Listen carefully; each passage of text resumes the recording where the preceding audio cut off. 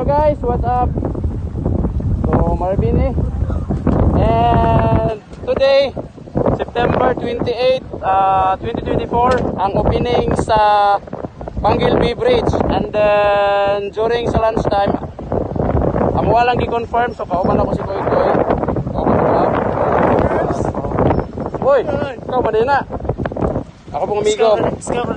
So, amo walang gi-confirm kung allowed or pwede ba ang mga motor dire sa Pangilby. And as you see guys, nadire akong motor guys. Tara, si Travis guys. Nadire si Koy Koy and amigo na ako guys. So, confirm guys na ami dire karon tunga sa Pangilby. Ara. So, kaning lugar dire guys. Kani sa akong likod guys, mo na ang padulong sa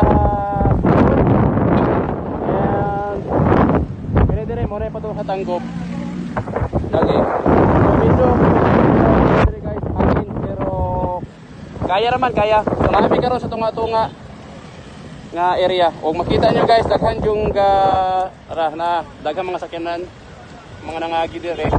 Tara. Dayon dire pod nga side napoy daghan guys.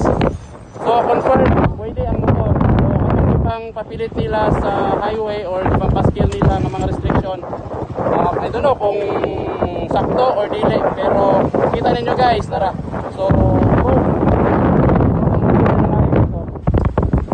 muna ang proof na pwede ang motor dire guys.